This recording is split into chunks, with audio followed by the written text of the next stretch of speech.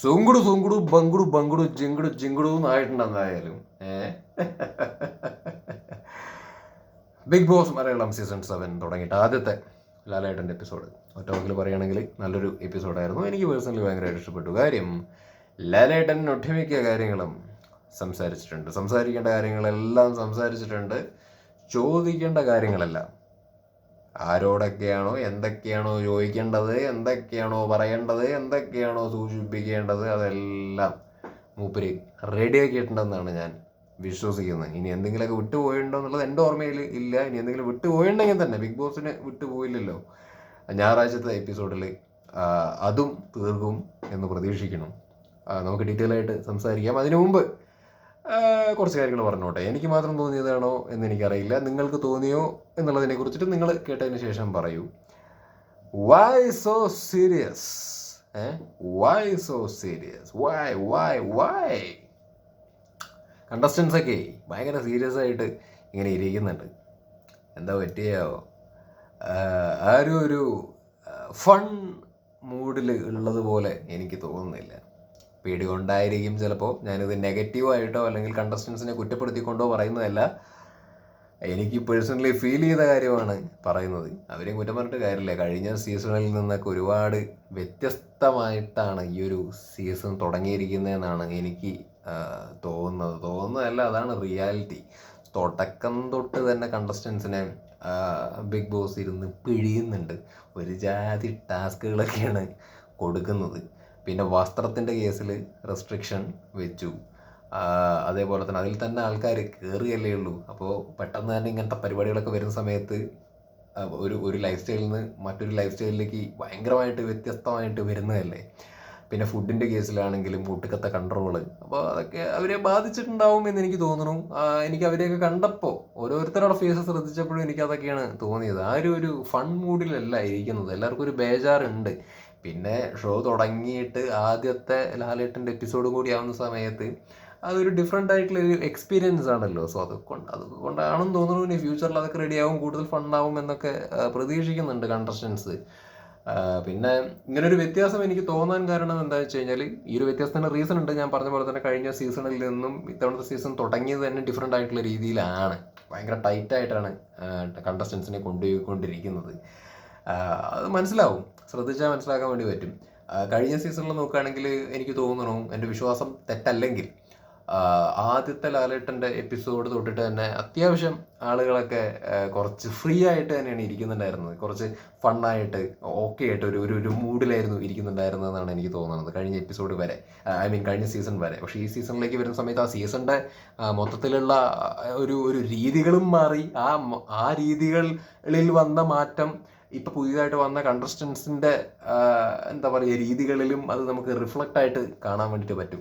അത് ഒരു കണക്കിന് നോക്കുകയാണെങ്കിൽ നന്നായി. കാരണം ഷോ അങ്ങനെ സീരിയസ് ആയിട്ട് പോകേണ്ടത് തന്നെയാണ്. സീരിയസ് ആയിട്ട് എടുക്കണം കണ്ടസ്റ്റൻസ് എന്ന് തന്നെയാണ് ഞാൻ വിശ്വസിക്കുന്നത്. കാരണം അങ്ങനെ ഉണ്ടെങ്കിലേ നല്ലൊരു ഗെയിം ഭാവിയിലേക്ക് ഉണ്ടാവുള്ളൂ, കൂടുതൽ ഇൻട്രസ്റ്റിംഗ് ആവുള്ളൂ. ബട്ട് ഇടയ്ക്കൊക്കെ ഒരു എൻ്റർടൈൻമെൻറ്റും ഫണ്ണും പരിപാടിയൊക്കെ ആവാം. ആൾക്കാരിപ്പോൾ ഭയങ്കര ക്യാമറ കോൺഷ്യസ് ആയിട്ട് ഇരിക്കുന്ന പോലെയാണ് എനിക്ക് തോന്നുന്നത്. പ്രേക്ഷകർ എന്ത് വിചാരിക്കുന്നുണ്ടോ എന്നൊക്കെ ആലോചിച്ചിട്ടിരിക്കുന്ന പോലെയൊക്കെയാണ് എനിക്ക് തോന്നുന്നത്. അത് ആ തുടക്കം തൊട്ടേ ബിഗ് ബോസ് അങ്ങനെ പിടിച്ച് ഇങ്ങനെ അവരെ ഇങ്ങനെ പിഴിയുന്നതിൻ്റെ കൊടുത്ത ടാസ്ക് അങ്ങനെയൊക്കെയല്ലേ. അപ്പം അതിൻ്റേതായൊരു സാധനമാണെന്ന് എനിക്ക് തോന്നുന്നുണ്ട്. അതൊരു കണക്കിന് നോക്കുകയാണെങ്കിൽ നല്ലതാണ്. ഇനി തുടക്കത്തിലേ ഇങ്ങനെയാണ്, ഇനി വരും ദിവസങ്ങളിലൊക്കെ എന്തായിരിക്കും അവസ്ഥ അല്ലേ. എന്തൊക്കെ തരത്തിലുള്ള ടാസ്കുകൾ വരും. മെൻ്റലി ശോകമാവുന്ന അവസ്ഥ വരും, ശാരീരികമായിട്ട് ശോകമാവുന്ന അവസ്ഥ വരും. അതാണ് സർവൈവൽ ഓഫ് ദ ഫിറ്റസ്റ്റ് എന്ന് പറയുന്നത്. ഇത്തവണത്തെ സീസൺ കുറച്ചും കൂടിയും ഒരു മുകളിലേക്ക് പോകുമെന്ന് തോന്നുന്നുണ്ട്. അതിനർത്ഥം വയ്ക്കുന്ന രീതിയിൽ ഒരു പടി മുകളിലേക്ക് പോകുമെന്ന് എനിക്ക് തോന്നുന്നുണ്ട്. പോണ പോക്ക് കണ്ടിട്ട് ഓരോരുത്തരുടെ ഓരോരുത്തരുടെ വെടി ഇപ്പോഴേ പൊട്ടിയ പോലെയാണ് എനിക്ക് തോന്നുന്നത്, ഓരോരുത്തരുടെ ഫേസ് നോക്കുന്ന സമയത്തും. ഇനി നമുക്ക് ബാക്കി കാര്യങ്ങളിലേക്ക് കിടക്കണമെങ്കിൽ ആദ്യം തന്നെ മറ്റേ സെപ്റ്റിക് ടാങ്ക് വിഷയം, അത് നന്നായി, അത് ചോദിക്കണം എന്നെനിക്കുണ്ടായിരുന്നു. കാരണം അത് മോശമായിട്ടുള്ളൊരു പദപ്രയോഗമാണ്. ആരെയും അങ്ങനെ പറയരുത്. എന്ത് ഗെയിമാണ് കോപ്പാണെന്ന് പറഞ്ഞു കഴിഞ്ഞാലും അവനവൻ്റെ സെൽഫ് റെസ്പെക്റ്റ് അല്ലെങ്കിൽ അവനവൻ്റെ ഒരു ക്വാളിറ്റി പരമാവധി കീപ്പ് ചെയ്യാൻ വേണ്ടിയിട്ട് ശ്രമിക്കണം. അവനവൻ്റെ ഒരു ക്വാളിറ്റി മെയിൻറ്റെയിൻ ചെയ്യാൻ വേണ്ടി ശ്രമിക്കണം. അത് അക്ബർ ചെയ്തില്ല. പേരിടാൻ വേണ്ടി പറയുമ്പോഴേക്കും സെപ്റ്റിക് ടാങ്ക് എന്നുള്ള രീതിയിൽ രേണുവിനെ പറഞ്ഞത് വളരെ മോശമായി പോയി. ഒരുമാതിരി കോപ്പിലെ വർത്താനായി പോയി. അത് ശരിയായില്ല. അതെന്തായാലും ചോദിക്കണം എന്നുണ്ടായിരുന്നു. ലാലേട്ടൻ അത് പറയുകയും ചെയ്തു. ലാലേട്ടൻ പിന്നെ ചൂടാവുക, ബഹളം വയ്ക്കുക അങ്ങനത്തെ പരിപാടിയൊന്നുമില്ല. മൂപ്പരാൾ നൈസ് ആണ്. മൂപ്പര് ഒരു ക്വാളിറ്റിയും കാര്യങ്ങളൊക്കെ ഉള്ളൊരു മനുഷ്യനാണ്. പക്ഷെ അഡ്രസ്സ് ചെയ്യേണ്ട കാര്യം പുള്ളി അത് അഡ്രസ്സ് ചെയ്തിട്ടുണ്ട്. അത് അക്ബർ ആ തെറ്റ് മനസ്സിലാക്കിയിട്ടുമുണ്ട്.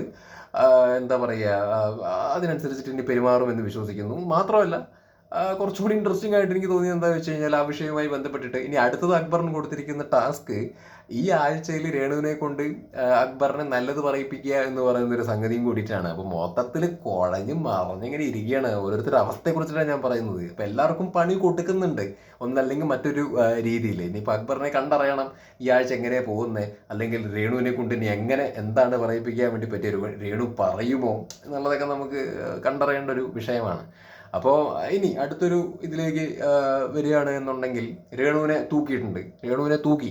അത് ഞാൻ സത്യത്തിൽ പ്രതീക്ഷിച്ചില്ല കേട്ടോ. ടു ബി ഫ്രാങ്ക് ഞാനത് പ്രതീക്ഷിച്ചില്ല. മറ്റേ വോട്ട് ചോദിച്ച സംഗതി എന്താ പറയുക, മറ്റേ ഇവിടുന്ന് ആള് ഞാൻ എലിമിനേഷനിൽ വന്നിട്ടുണ്ട് ആദ്യ ആഴ്ചയിൽ തന്നെ. സോ എന്നെ ഇഷ്ടപ്പെടുന്നവരും സുധിച്ചേട്ടനെ ഇഷ്ടപ്പെടുന്ന ആളുകളും വോട്ട് ചെയ്യാൻ വേണ്ടിയിട്ട് ശ്രമിക്കണം. നിങ്ങളുടെ വിലയേറിയ വോട്ടുകൾ ഉണ്ടെങ്കിൽ മാത്രമാണ് എനിക്ക് ഇവിടെ തുടരാൻ പറ്റുക എന്നൊക്കെ പറഞ്ഞിട്ട് കാറ്റുവിട്ട വീഡിയോനെ കുറിച്ചിട്ട് ചോദിക്കുന്നത് ഞാൻ പ്രതീക്ഷിച്ചില്ല. അത് പക്ഷേ ലാലേട്ടൻ ചോദിക്കുകയും അത് മുളയിലേ നുള്ളിക്കളയുകയും ചെയ്തിട്ടുണ്ട്. എന്നെ സംബന്ധിച്ചിടത്തോളം ഞാൻ കഴിഞ്ഞ വീഡിയോയിൽ പറഞ്ഞിട്ടുണ്ടായിരുന്നൊരു കാര്യമാണ്, എനിക്കത് വലിയ തെറ്റായിട്ട് തോന്നുന്നില്ല രേണു ചെയ്തത്. കാരണം ഓൾറെഡി നല്ല ഹേറ്റേഴ്സുമായിട്ടാണ് അവർ അതിൻ്റെ അകത്തേക്ക് കയറി ചെന്നത്. സോ അവർ എന്താ പറയുക, ഫസ്റ്റ് ആഴ്ചയിൽ അഥവാ നോമിനേഷൻ കിട്ടിയിട്ട് വന്നു കഴിഞ്ഞാൽ ആളുകളുടെ വോട്ട് കുറയാനുള്ള സാധ്യത ഉണ്ടെന്നുള്ളത് അവർക്ക് അറിയായിരിക്കും. സോ നേരത്തെ എടുത്ത് വെച്ച് അതുകൊണ്ട് പോയതായിരിക്കും എന്ന് ഞാൻ പറഞ്ഞിട്ടുണ്ടായിരുന്നു. എനിക്ക് വലിയ തെറ്റായിട്ട് തോന്നുന്നുണ്ടായിരുന്നില്ല. പക്ഷെ അപ്പോഴും ഞാൻ പറഞ്ഞിട്ടുണ്ടായിരുന്നത് ബിഗ് ബോസിന്റെ റൂൾസിന് എഗെയിൻസ്റ്റ് ആണ് അത് എന്നുണ്ടെങ്കിൽ എന്താണെന്ന് വെച്ചാൽ അവരുടെ ഇഷ്ടത്തിന് നടപടി എടുക്കുക, വാണിയെ എന്തോ ചെയ്തോട്ടെ എന്ന് പറഞ്ഞിട്ടുണ്ടായിരുന്നു. എന്തായാലും ഞാനത് പ്രതീക്ഷിച്ചില്ല. ഈ ആഴ്ചയിൽ ലാലേട്ടൻ അതിനെക്കുറിച്ച് പറയുകയും അത് ഉഷാറാക്കുകയൊക്കെ ചെയ്തിട്ടുണ്ട്. നന്നായി, ഓക്കെ, വെരി ഗുഡ്. എല്ലാം അപ്പം തീർത്ത് പോകുന്നതാണ് നല്ലത്. പിന്നേക്ക് വെച്ചിട്ട് പിന്നെ കണകുണാന്നാക്കണേക്കാട്ടിൽ മേൽ തുടക്കം തന്നെ തീർത്ത് വിടുകയാണ്. അപ്പം എന്തായാലും അത് അവിടെ ചൂണ്ടിക്കാണിച്ചു. വിത്ത് വീഡിയോ വിത്ത് വീഡിയോ അത് കാണിച്ചു. രേണുവാണെങ്കിലും അത് എന്താ പറയുക, ആ തെറ്റ് അക്സെപ്റ്റ് ചെയ്തിട്ടുണ്ട്. അല്ലാണ്ട് അതിൽ കിടന്നിട്ട് ന്യായീകരിക്കുകയും എഴുതാനൊന്നും നിന്നിട്ടില്ല. അക്സെപ്റ്റ് ചെയ്തിട്ടുണ്ട്. ക്യാമറയുടെ മുമ്പ് പോയിട്ട് എന്താ പറയുക ഏത്തമൊക്കെ ഇടണ കണ്ടു. പിന്നെ അതിനെക്കുറിച്ച് വെരി ഗുഡ്. അതായത് അക്ബറിന് പറ്റിയ തെറ്റ്, ആ തരത്തിലുള്ള തെറ്റ് അക്ബറും തിരുത്തി. ഇവിടെ രേണുവിന് പറ്റിയ ഈ തെറ്റ് രേണുവും തിരുത്തി. അപ്പോൾ തിരുത്തി പോവുക, തുടക്കം തന്നെ തിരുത്തി പോവുക, അല്ലെങ്കിൽ വാണിംഗ് കിട്ടുക ഓരോ വിഷയവുമായി ബന്ധപ്പെട്ടിട്ട്, അല്ലെങ്കിൽ ശാസന കിട്ടുക എന്നൊക്കെ പറയുന്നത് ഈ ഷോവിനെ സംബന്ധിച്ചിടത്തോളം നല്ലതാണ്. കാരണം ഇവരുടെയൊക്കെ ഒരു ആസ് എ കണ്ടസ്റ്റന്റ് എന്നുള്ള രീതിയിൽ ഇങ്ങനെ മോൾഡായിട്ട് അവർക്ക് വരാനത് സഹായിക്കും. കുറച്ചുകൂടി സ്ട്രോങ്ങർ ആയിട്ട് വരാനുള്ള സഹായം ചെയ്യും. പിന്നെ അടുത്തൊരു കാര്യം പറയുകയാണെങ്കിൽ മറ്റേ ഗ്രൂപ്പിൻ്റെ കാര്യം. അത് നമുക്കൊക്കെ തോന്നിയിട്ടുള്ള ഒരു കാര്യമാണ്. മറ്റേ അപ്പാനി, ശരത്ത്, അതേപോലെ മറ്റേ അക്ബർ, ഇവരൊക്കെ ഗ്രൂപ്പ് തന്നെയാണ്. കാരണം ഒറ്റയ്ക്ക് കളിക്കണം എന്നേ തുടക്കം. ഈ സീസണിന്റെ സ്പെഷ്യാലിറ്റി എന്ന് പറയുന്നത് തന്നെ അല്ല, അങ്ങനെ കളിക്കുന്ന ആൾക്കാരെ കൂടുതൽ പ്രോത്സാഹിപ്പിക്കുന്ന, അല്ലെങ്കിൽ അങ്ങനെ കളിക്കണം എന്ന് വളരെ സ്ട്രോങ് ആയിട്ട് നിർദ്ദേശിക്കുന്ന ഒരു സീസണാണ്. അപ്പോൾ ആ സമയത്ത് ഒരു തുടക്കം തന്നെ വന്നിട്ട് ഒരു ഗ്രൂപ്പ് കളിക്കുന്ന പോലെ ഉള്ളൊരു പരിപാടിയാണ് എനിക്ക് തോന്നിയത്. അപ്പാനിയും അക്ബറും എന്താ പറയുക ആര്യനെ കൂടി. അപ്പോൾ അതും ചോദ്യം ചെയ്തു. അപ്പോൾ ലാലേട്ടൻ ചോദ്യം ചെയ്തു, അതവിടെ സംസാരിച്ചു, അഡ്രസ്സ് ചെയ്തു ആ വിഷയം.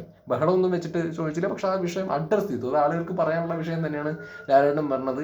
അത് അപ്പാനിക്കും അക്ബറിനും ഒക്കെ കാര്യം മനസ്സിലായിട്ടുണ്ട് എന്ന് നമുക്ക് പ്രതീക്ഷിക്കാം. ഇനി അവർ ഗ്രൂപ്പും ഒന്നും കളിക്കില്ല എന്ന് വിശ്വസിക്കാം. കംഫർട്ട് സോണിൽ പെട്ടാൽ പോയി. പിന്നെ എല്ലാ കാലവും ഒരുമിച്ച് നിന്ന് കളിക്കാനേ തോന്നുള്ളൂ. ഇപ്പം അപ്പാനി പറയുന്നത് കേട്ടു. അപ്പാനിയാണോ അക്ബറാണെന്ന് തോന്നുന്നു. എന്താണ് ഇപ്പം ഇങ്ങനെ ഒരുമിച്ച് നിന്ന് കഴിഞ്ഞാലും നീ നിൻ്റെ കാര്യം നോക്കണം, ഗെയിമിൻ്റെ കാര്യം വരുമ്പോൾ ഞാൻ എൻ്റെ കാര്യം നോക്കുന്നൊക്കെ അങ്ങനെയൊക്കെ പറയേണ്ടതുണ്ടെങ്കിൽ പോലും ഇങ്ങനെ തോളത്ത് കൈയിട്ടിട്ട് 4 ദിവസം പോയി കഴിഞ്ഞാൽ പിന്നെ 100 ദിവസം തോളത്ത് കൈയിട്ട് നോക്കാനുള്ള പ്രവണത ആക്ച്വലി ഉണ്ടാവും. അപ്പം അതവിടെ അഡ്രസ്സ് ചെയ്യപ്പെട്ടത് ആക്ച്വലി നന്നായി. കാരണം ഗ്രൂപ്പ് കളിക്കാനല്ല പോയിരിക്കുന്നത്, ഗെയിം കളിക്കാനാണ് പോയിരിക്കുന്നത്. അത് എല്ലാവരും ഒറ്റയ്ക്ക് നിന്ന് കളിക്കാൻ കേൾപ്പുണ്ടെങ്കിൽ മാത്രം എല്ലാവരും നിന്നാൽ മതി, അല്ലെങ്കിൽ ഇറങ്ങി പോകണം എന്നുള്ളതാണ്. പൊട്ടൻഷ്യൽ വെളി വരണമെങ്കിൽ ഒറ്റയ്ക്ക് നിൽക്കണം, അല്ലെങ്കിൽ കാര്യമില്ല. അപ്പം ആ വിഷയം അവിടെ അഡ്രസ്സ് ചെയ്തിട്ടുണ്ട്. പിന്നെ അടുത്ത കാര്യം എന്താണ്, മറ്റേ ബാക്കിയുള്ള കാര്യങ്ങൾ എന്താണ്, മറ്റേ ഒനിയലിൻ്റെ സംഭവം ആയിക്കോട്ടെ. ഒനിയലിനെ ഒന്നും കാണുന്നില്ല. ആ സംഭവം ഞാൻ മനസ്സിൽ ഒരുപാട് വിചാരിച്ചാണ് വീഡിയോൻ്റെ അകത്ത് ഞാൻ ആക്ച്വലി പറയണ്ടായിരുന്നു. ഒനിയലിനെ ആക്ച്വലി കാണുന്നില്ല. ഒനിയലിനെ ആക്ച്വലി ആ ഒരു തവണയാണ് കാര്യമായിട്ട് ആക്ച്വലി കണ്ടത്. മറ്റേ രാത്രി മറ്റേ രണേൻ്റെ അടുത്ത് ബഹളം വെച്ചതൊരു സംഭവം കണ്ടു, ആരിൻ്റെ അടുത്തൊരു സംസാരിച്ചു, അതേ നൈറ്റ് തന്നെ നടന്നൊരു സംഭവം, പിന്നെ കിച്ചണിൽ നടന്ന സംഭവം. അത്രയായിട്ടാണ് ഒനിയലിനെ കാര്യമായിട്ട് കണ്ടത്. ഒനിയലിനെ പിന്നെ വലിയ ഒരു കണ്ടന്റ് ഉണ്ടാക്കുന്ന, അല്ലെങ്കിൽ അത്യാവശ്യം ക്വാളിറ്റി കോണ്ടന്റ്സ് ഉണ്ടാക്കുന്ന രീതിയിൽ, അല്ലെങ്കിൽ സ്ക്രീൻ സ്പേസ് ഭയങ്കരമായിട്ട് കിട്ടുന്ന ലെവലിലുള്ള ഒരു പരിപാടി മൂപ്പര് ചെയ്യുന്നതായിട്ട് തോന്നിയിട്ടില്ല. അപ്പം മൂപ്പരെ കാണാത്തൊരവസ്ഥ ആക്ച്വലി ഉണ്ട്. രഞ്ജിത്തിനെ കാണാനില്ല, ഓനിയലിനെ കാണാനില്ല അതുള്ളൊരു അവസ്ഥ ആക്ച്വലി ഉണ്ട്. അപ്പോൾ ആ സംഭവം അവിടെ ലാലേട്ടൻ നൈസായിട്ട് ചോദിക്കുകയും പരിപാടിയൊക്കെ ചെയ്തിട്ടുണ്ട്. അപ്പോൾ അപ്പോൾ പറയുന്നുണ്ട് കിച്ചണിലാണ് അതാണെന്നൊക്കെ പറയുന്നുണ്ട്. പക്ഷേ ദിസ് ഈസ് ബിഗ് ബോസ്. കിച്ചണിൽ ഡ്യൂട്ടി കിട്ടിയാലും സ്ക്രീൻ സ്പേസ് ഉണ്ടാക്കുക, അല്ലെങ്കിൽ മുമ്പിലേക്ക് വന്ന് എങ്ങനെയെങ്കിലും എന്താ പറയുക ഇതാവുക എന്ന് പറയുന്നൊരു സംഭവമൊക്കെ അത് ഓരോരുത്തർ കയറി വരേണ്ട ഒരു കാര്യമാണ്. അത് ഓരോരുത്തരുടെ കഴിവാണത്. പണ്ട് രജിത് സാറൊക്കെ ഉണ്ടായിരുന്ന സമയത്ത് ആ ചെങ്ങായി ഒറ്റയ്ക്ക് നിന്നിട്ട് കണ്ടന്റ് ഉണ്ടാക്കിയിട്ടുണ്ട്, അല്ലേ? ഒറ്റയ്ക്ക് നിന്ന് കണ്ടന്റ് ഉണ്ടാക്കിയിട്ടുള്ള പല കണ്ടസ്റ്റൻസും ആക്ച്വലി ഉണ്ടായിട്ടുണ്ട്. അത് എവിടെ ഇരിക്കണമെന്നല്ല, ആരിയ്ക്കണു എന്നുള്ളതാണ് വിഷയം. എവിടെ ഇരിക്കണു എന്നുള്ളതല്ല, ആരിയ്ക്കണു എന്നുള്ളതാണ്. ആ ഇരിക്കുന്ന ആൾക്ക് ഒരു ഇത് ഉണ്ടെന്നുണ്ടെന്നുണ്ടെങ്കിൽ സ്ക്രീൻ സ്പേസ് ഉണ്ടാക്കാം, എവിടെ ഇരുന്നാലും ഉണ്ടാക്കാം. അപ്പോൾ ആ രീതിയിലൊന്നും പുള്ളിനെ കണ്ടിട്ടില്ല. രഞ്ജിത്ത് എന്ന് പറഞ്ഞ പുള്ളിനെ ഒന്നും ഈ സീസണിൽ കാണാനേ ആക്ച്വലി കിട്ടുന്നില്ല. അപ്പോൾ അതൊക്കെ ലാലേട്ടൻ അഡ്രസ്സ് ചെയ്തിട്ടുണ്ട്. എന്തായാലും നൈസായി. പിന്നെ എനിക്ക് ഭയങ്കര പോസിറ്റീവായിട്ട് തോന്നിയൊരു കാര്യം എന്താണെന്ന് വെച്ച് കഴിഞ്ഞാൽ അനീഷിൻ്റെ കേസിലാണ്. അനീഷ് എനിക്ക് തോന്നുന്നു മറ്റ് കണ്ടസ്റ്റൻസ് ഒക്കെ വിചാരിച്ചത് ലാലേട്ടൻ വന്നിട്ട് അനീഷിനെ കുറെ കുറ്റം പറയും, അനീഷിനെ എയറിൽ കയറ്റും എന്നൊക്കെയുള്ള രീതിയിലാണ് തോന്നുന്നു ആളുകൾ പ്രതീക്ഷിച്ചിരിക്കുന്നത്, അതായത് കണ്ടസ്റ്റൻസ് പ്രതീക്ഷിക്കുന്നത്. പക്ഷെ അനീഷിനെ എയറിൽ കയറ്റിയൊന്നുമില്ല എന്ന് മാത്രമല്ല, മറ്റേ ആദില നൂറയാണെന്ന് തോന്നുന്നു, എന്താ പറയുക, അയാളെന്താ കേൾക്കാൻ നിൽക്കണില്ല എന്താണ് അയാളെന്തോ ഇറിറ്റേറ്റ് ചെയ്യുന്നതിനെ കുറിച്ചിട്ടോ അങ്ങനെ എന്തോ സംതിങ് എന്തോ ആരോ ലാലേട്ടനോട് പറഞ്ഞപ്പോൾ ലാലേട്ടൻ പറഞ്ഞു നമ്മൾ ആഗ്രഹിക്കുന്ന രീതിയിൽ അയാൾ സംസാരിക്കണം എന്ന് പറഞ്ഞാൽ നടക്കുന്ന കാര്യമാണോ എന്ന് ചോദിച്ചു. അതോടുകൂടിയിട്ട് ക്ലോസ് ആയി അവിടെ. അത് സംഗതി ശരിയാണ്, അനീഷ് ഇറിറ്റേറ്റ് ചെയ്യുന്നുണ്ട്. ഭയങ്കര ഇറിറ്റേഷനാണ്. നമുക്ക് തന്നെ കാണുന്ന സമയത്ത് ഇയാൾ എന്തൊരു വെറുപ്പിക്കലാണെന്നുള്ള രീതിയിൽ നമുക്ക് തോന്നും. പക്ഷേ ഈ ഒരു ഷോന്റെ അകത്തൊരു കണ്ടസ്റ്റന്റ് ആയിട്ട് നിൽക്കുകയാണ് അനീഷ്. ബാക്കിയുള്ള ആൾക്കാരാണെങ്കിലും അവിടുത്തെ കണ്ടസ്റ്റന്റാ. സർവൈവൽ ഓഫ് ദ ഫിറ്റസ്റ്റാ. സർവൈവൽ എന്ന് പറഞ്ഞു കഴിഞ്ഞാൽ ബിഗ് ബോസിനെ താണ്ടി വരിക എന്ന് മാത്രമല്ല, അതിൻ്റെ അകത്തുള്ള കണ്ടസ്റ്റൻസിനും താണ്ടി വരിക, അവരെ കൊണ്ടുള്ള ഉപദ്രവവും ഇറിറ്റേഷനും താണ്ടി വരിക എന്നുള്ളൊരു സംഭവം കൂടിയിട്ട് ആക്ച്വലി ഉണ്ട്. അപ്പോൾ എന്താ പറയുക, അനീഷിൻ്റെ കേസിൽ നോക്കുമ്പോൾ അനീഷിനെയും സർവൈവ് ചെയ്യണം, അനീഷിനെയും അവിടെ താങ്ങണം. ബാക്കിയുള്ള കണ്ടസ്റ്റൻസ് അനീഷിനെയും താണ്ടി വരണം, എന്നാലേ വിജയിക്കുള്ളൂ എന്നുള്ളതാണ്. അപ്പം ഇതൊക്കെ ലാലേട്ടൻ പറയാതെ പറഞ്ഞു എന്നുള്ളതാണ്. ബിഗ് ബോസിൻ്റെ സൈഡിൽ നിന്നാണെങ്കിലും അനീഷിൻ്റെ ഈ ഒരു ഗെയിമിനെ കൂടുതൽ പ്രൊമോട്ട് ചെയ്യുന്ന പോലെയാണ് എനിക്ക് തോന്നുന്നത്. കാരണം അനീഷിനെ പോലെ എന്നല്ല ഉദ്ദേശിക്കുന്നത്, പക്ഷെ അനീഷിന് ഇതിൽ ഗെയിം കളിക്കണം, ഒറ്റയ്ക്ക് നിന്ന് കളിക്കണം എന്നുള്ള അങ്ങനെ ഒരു കൈൻഡ് ഓഫ് അപ്രോച്ച് ഉണ്ട്, അങ്ങനെ ഒരു തോട്ട് ഉണ്ട് പുള്ളിക്ക്. അപ്പോൾ ആ ഒരു തോട്ട് വെച്ചിട്ട് വേണം എല്ലാവരും കളിക്കേണ്ടത് എന്ന് ബിഗ് ബോസിന് ഒരു താല്പര്യമുള്ളത് കൊണ്ട് തന്നെയാണെന്ന് തോന്നുന്നു അനീഷിനെ കൂടുതൽ എടുത്തിട്ട് ബേജാറാക്കാതെ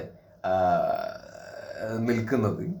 അപ്പോൾ ഇവിടെ അഭിലാഷമൊക്കെ പറയുന്നുണ്ട്, അഭിലാഷ് എന്തോ പറഞ്ഞ കേട്ടു, ഇവിടെ അനീഷ് എന്തോ ഭയങ്കര ഹാപ്പിയാണ് എന്നുള്ള രീതിയിൽ പറഞ്ഞപ്പോൾ അഭിലാഷ് പറഞ്ഞത് അനീഷ് ഭയങ്കര ഹാപ്പിയാണെന്നാണ് പറയണത്, ഞങ്ങളെല്ലാം ഉപദ്രവിച്ചിട്ടാണ് മൂപ്പര് ഇവിടെ ഹാപ്പി ആയിട്ട് നിൽക്കണമെന്നോ അങ്ങനെ എന്തോ അഭിലാഷ് പറഞ്ഞു. അപ്പോൾ ലാലേട്ടൻ പറഞ്ഞൊരു കാര്യമുണ്ട്, അപ്പം തന്നെ മുളയിലെ നുള്ളി കൊടുത്തു അഭിലാഷിന്. അത് അഭിലാഷിനുള്ള മറുപടി മാത്രമല്ല ലാലേട്ടൻ കൊടുത്തത്, എല്ലാവർക്കും ഉള്ള മറുപടിയാണ് ആക്ച്വലി കൊടുത്തത്. എന്താ പറയുക, അത് നിങ്ങൾ ഗെയിം കളിക്കാൻ വേണ്ടിയിട്ട് പോയത്, അപ്പം നിങ്ങളും കളിക്കൂ, നിങ്ങളും അതിനനുസരിച്ച് നിൽക്കൂ എന്നുള്ള രീതിയിലാണ് ലാലേട്ടൻ പറഞ്ഞത്. കിട്ടി, അണ്ണാക്കിൻ്റെ ഉള്ളിലേക്ക് കൃത്യമായിട്ട് എല്ലാ കണ്ടസ്റ്റൻസിനും കിട്ടിയിട്ടുണ്ട്. ഇനി അവർ മൂലയ്ക്ക് പോയിട്ട് ആക്ച്വലി ഇരിക്കുക, കഴിവുണ്ടെങ്കിൽ അവിടെ കളിച്ചിട്ട് നിന്നോ എന്നാണ് പച്ചയ്ക്ക് പുള്ളി പറഞ്ഞില്ല എന്നേ ഉള്ളൂ ആ ലെവലിൽ. പക്ഷെ അതാണ് ലാലേട്ടൻ ഇവരോടൊക്കെ പറയാൻ ഉദ്ദേശിച്ചത്. അനീഷിൻ്റെ കേസിൽ വേണമെങ്കിൽ അവിടെ കളിക്കി, കഴിവുണ്ടെങ്കിൽ കളിക്ക്, ഗെയിം കളിക്കി, ജയിച്ചിട്ട് വാ എന്നുള്ള ലെവലിലാണ് ആക്ച്വലി പറഞ്ഞത്. ഞാൻ പറഞ്ഞല്ലോ ഫസ്റ്റത്തെ കഴിഞ്ഞ 1-2 ദിവസം മുമ്പുള്ള വീഡിയോയിൽ തന്നെ ഞാൻ ആക്ച്വലി പറഞ്ഞിട്ടുണ്ടായിരുന്നു, അനീഷ് വളരെ ഹാപ്പിയാണ്, അനീഷ് ഈസ് വെരി ഹാപ്പി. അവിടെ ഉള്ള കണ്ടസ്റ്റൻസിൽ ഏറ്റവും ഹാപ്പി ആയിട്ട് ഇരിക്കുന്ന കണ്ടസ്റ്റന്റ് എന്ന് പറയുന്നത് അനീഷാണ്. ഓരോ മൊമെന്റ്, ഓരോ സെക്കൻഡ്സും അനീഷ് അവിടെ ഹാപ്പി ആയിട്ട് എൻജോയ് ചെയ്യാണ് ആക്ച്വലി ചെയ്യുന്നത്. അനീഷിനെ ആര് എന്ത് പറഞ്ഞു, അനീഷിന്റെ തന്തയ്ക്ക് വിളിച്ചു കഴിഞ്ഞാലും അനീഷിന് പ്രശ്നമല്ല. അനീഷിനെ എന്തൊക്കെ പറഞ്ഞാലും അനീഷിന് പ്രശ്നമല്ല, അനീഷിന് സങ്കടം വരില്ല, അനീഷിന് പ്രയാസമില്ല, അനീഷിനെ ടാർഗറ്റ് ചെയ്ത അനീഷിന് പ്രശ്നമില്ല, അനീഷിന് സന്തോഷമാണ് അനീഷിനെ ടാർഗറ്റ് ചെയ്യുന്ന സമയത്ത്. അനീഷിന്റെ ആഗ്രഹം അനീഷിനെ ടാർഗറ്റ് ചെയ്യണം, അനീഷിന്റെ അടുത്ത് ആൾക്കാർ വരണം ബഹളം വെച്ചോണ്ട് എന്നാണ് അനീഷിന്റെ ആഗ്രഹം. അത് എന്താ പറയുക, അനീഷിന്റെ സൗകര്യത്തിനനുസരിച്ച് മറ്റു കണ്ടസ്റ്റൻസ് അനീഷിന്റെ പുറകെ പോകണമുണ്ട് എന്നുള്ളതാണ് അനീഷിന്റെ വിജയം. അനീഷ് ഹാപ്പിയാ. അപ്പോൾ ഒരിക്കലും അനീഷ് ഒറ്റപ്പെട്ട് സെന്റിമെന്റ്സ് ട്രാക്ക് കളിക്കുന്നുണ്ട് എന്നുണ്ടെങ്കിൽ ഞാൻ ഒരിക്കലും അനീഷിനെ സപ്പോർട്ട് ചെയ്യില്ല. പക്ഷേ ഇവിടെ അനീഷ് സെന്റിമെന്റൽ ട്രാക്ക് അല്ല കളിക്കുന്നത്. അനീഷ് എന്ന് പറഞ്ഞു കഴിഞ്ഞാൽ എന്താണ്, അനീഷ് സെന്റിമെന്റിൽ ഇറക്കുന്നില്ല, കരയുന്നില്ല, വീട്ടിൽ പോകണമെന്ന് പറയുന്നില്ല, അല്ലെങ്കിൽ എന്നെ എല്ലാവരും ഒറ്റപ്പെടുത്തി എന്ന് പറയുന്നില്ല. അങ്ങനെയുള്ള ഒരു തൊലിഞ്ഞ ഡയലോഗുകളും മൂപ്പര് ഒരു വിക്ടിം കാർഡ് പുള്ളി കളിക്കുന്നില്ല. പുള്ളി എന്നെ ഓപ്പണായിട്ട് പറഞ്ഞ് ഞാനിവിടെ സൗഹൃദം ഉണ്ടാക്കാൻ വേണ്ടിയിട്ട് ആഗ്രഹിക്കുന്നില്ല, നിങ്ങളുടെ ആരോടും എനിക്ക് സൗഹൃദം എനിക്ക് വേണ്ട, ഞാനിങ്ങനെ നിൽക്കാനാണ് ആഗ്രഹിക്കുന്നത്, ഒറ്റയ്ക്ക് നിൽക്കാനാണ് ഞാൻ ആഗ്രഹിക്കുന്നത്, ഇങ്ങനെ കളിക്കാനാണ് ആഗ്രഹിക്കുന്നത്, പുള്ളി തന്നെ പറഞ്ഞ്. അപ്പോൾ അത് നമ്മൾ അക്സെപ്റ്റ് ചെയ്യുക എന്നുള്ളൊരു സംഭവമേ ഉള്ളൂ. കളിക്കുന്നുണ്ട് എന്നുള്ളതാണ്. അപ്പം എന്നെ സംബന്ധിച്ചിടത്തോളം ഇങ്ങനെ അവിടെ പുറത്താവാതെ കുറച്ച് നാൾ നിൽക്കണം. കാര്യം നല്ല രസമാണ് നമുക്ക് കാണുമ്പോൾ. അതിലുള്ള കണ്ടസ്റ്റൻറ്റിൽ ഉള്ള ആൾക്കാരുടെ കാര്യം എനിക്കറിയില്ല, അവർക്ക് ഇയാൾ വെറുപ്പിക്കലും ശല്യമൊക്കെ ആയിരിക്കും. പക്ഷെ അയാൾ ആസ് എ കണ്ടസ്റ്റന്റ് എന്നുള്ള രീതിയിൽ നമ്മൾ പ്രേക്ഷകൻ അയാളെ നോക്കുന്ന സമയത്ത് അയാൾ അതിൻ്റെ അകത്ത് വളരെ ആക്റ്റീവാണ്. പിന്നെ അയാളുടെ ചില സമയത്തുള്ള രീതികളും പരിപാടിയൊക്കെ കണ്ടാൽ നമുക്ക് ഇറിറ്റേഷൻ തോന്നിയെങ്കിലും ചിരിയും വരുന്നുണ്ട് എന്നുള്ളതാണ്. അപ്പോൾ ഈസ് ഡൂയിങ് സംതിങ്. അപ്പോൾ കൊള്ളാം, അനീഷ് നൈസാണ്.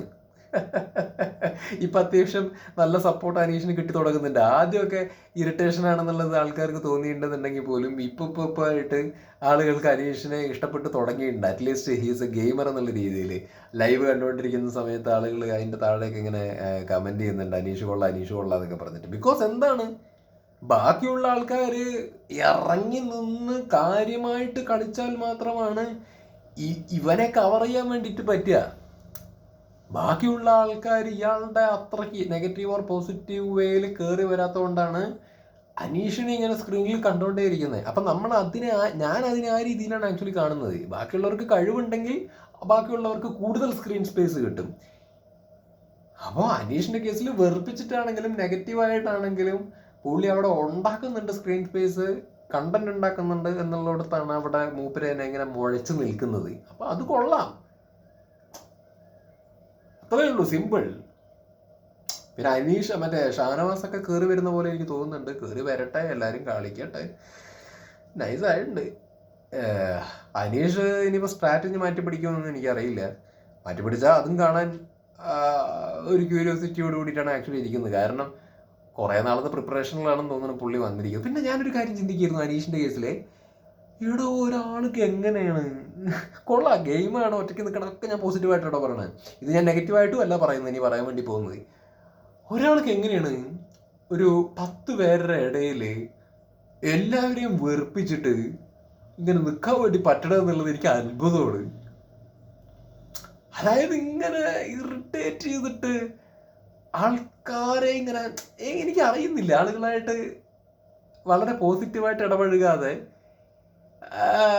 എങ്ങനെ അയാൾക്ക് അവിടെ നിൽക്കാൻ പറ്റുന്നു എന്ന് എനിക്ക് അറിയുന്നില്ല. അത് അയാളെ സമ്മതിക്കണം കേട്ടോ. എന്നെ കൊണ്ടൊന്നും പറ്റൂല. അങ്ങനെയൊക്കെ പോയിട്ട് എനിക്ക് എല്ലാവരും അങ്ങനെ വെറുപ്പിച്ച് നമ്മുടെ നിലപാട് നമ്മൾ പറയും, ചൂടാവാൻ തോന്നിയാൽ ചൂടാവുകയൊക്കെ ചെയ്യുമെന്നല്ലാതെ നമ്മളിങ്ങനെ ഓരോ ദിവസം എണീച്ചിട്ട് എല്ലാവരെയും കയറി ചൊറിഞ്ഞ് പോണ്ടാറടങ്ങി എനിക്ക് ഒറ്റയ്ക്ക് നിൽക്കണം എന്നുള്ള അങ്ങനെയൊന്നും ചിലപ്പോൾ എൻ്റെ ചിന്തയിൽ പോലും വരില്ല. കാരണം ബുദ്ധിമുട്ടാണത്. പക്ഷെ അനീഷിനെ സംബന്ധിച്ചിടത്തോളം അനീഷ് കയറിയതേ എന്താ പറയുക, മൊത്തത്തിൽ റിബലായിട്ടാണ്. അനുമോളെ അറിയില്ല എന്ന് പറഞ്ഞൊരു തുടക്കം. സംഗതി ശരിയാണ്, നമുക്ക് കേട്ട് കഴിഞ്ഞാൽ ഇതിനെയൊക്കെ അറിഞ്ഞിട്ടും അറിയാം. കാരണം അനുമോളെയൊക്കെ കണ്ടിട്ടുണ്ടാകുമല്ലോ, സോഷ്യൽ മീഡിയ ഒക്കെ ഉപയോഗിക്കുന്ന ആൾക്കാർക്ക് അറിയായിരിക്കുമല്ലോ. അപ്പോൾ ഇയാളെന്താ തുടക്കം തന്നെ ഈ കയറി ചൊറിയുന്നേ, എല്ലാവരും അറിയാം അയാൾക്ക്, എന്നാലും എന്താ അറിയില്ല പറയണേ എന്നൊക്കെ നമുക്ക് തോന്നും. പക്ഷേ at the end of the day is A game show. So he is doing like this means ഞാൻ ചിന്തിക്കുന്നത് അയാൾ ഗെയിം കളിക്കുന്നുണ്ട്, എങ്ങനെയോ കളിക്കുന്നുണ്ട്. പക്ഷെ എന്നാലും എനിക്കൊരു ക്യൂരിയോസിറ്റി, എങ്ങനെ അയാൾക്ക് ഇങ്ങനെ നിൽക്കാൻ പറ്റുന്നത്? മറ്റേ ഹീത്ത് ലെഡ്ജറിനൊക്കെ എനിക്ക് ഓർമ്മ വരികയാണ്. ഒരിക്കലും കമ്പയർ ചെയ്യല്ല, ഹീത്ത് ലെഡ്ജറൊക്കെ വേറെ ലെവൽ മനുഷ്യനാണ്. മറ്റേ ജോക്കറിൻ്റെ അങ്ങനെ ജോക്കർ എന്ന് പറഞ്ഞ സിനിമയ്ക്ക് വേണ്ടിയിട്ട് കംപ്ലീറ്റ്ലി മാനസികമായിട്ടും ഒക്കെ പ്രിപ്പയർ ആയിട്ട് ആൾക്ക് പറ്റൊക്കെ നമുക്ക് അറിയാം. ഇയാള് ഈ ഗെയിമിന് വേണ്ടിയിട്ട് 100 ദിവസവും ഇതേ ലെവലിൽ നിന്ന് കഴിഞ്ഞാൽ അയാൾക്ക് മാനസികമായിട്ട് എങ്ങനെയാവും എന്നുള്ളതൊന്നും എനിക്കറിയില്ല. ഇയാൾ യഥാർത്ഥത്തിൽ ഇങ്ങനെയൊക്കെ തന്നെയാണോ അതോ ഈ ഗെയിമിന് വേണ്ടിയിട്ട് ഇങ്ങനെയാണോ എന്നുള്ളത് അറിയില്ല. യഥാർത്ഥത്തിൽ ഇങ്ങനെയാണെങ്കിൽ കുഴപ്പമില്ല. പക്ഷെ ഗെയിമിന് വേണ്ടിയിട്ട് ഇയാൾ ഇങ്ങനെ ഒരു ഹൗസിൻ്റെ അകത്ത് എല്ലാവരുടെ ഓപ്പോസിറ്റായിട്ട് ഒറ്റയ്ക്ക് ഇങ്ങനെ നിന്ന് ഇങ്ങനെ കുറേ നാൾ പോകുമ്പോൾ അയാൾ പ്രിപ്പയർഡ് ആണോ എന്ന് എനിക്കറിയില്ല. ബട്ട് മാനസികമായിട്ട് എങ്ങനെ എഫക്ട് ചെയ്യുന്നുള്ളത് ഐ ഡോണ്ട് നോ. ബട്ട് എന്തായാലും നടക്കട്ടെ, ഞാൻ കൂട്ടത്തിൽ പറഞ്ഞു എന്ന് മാത്രം. അപ്പോൾ ശരി എന്നാൽ.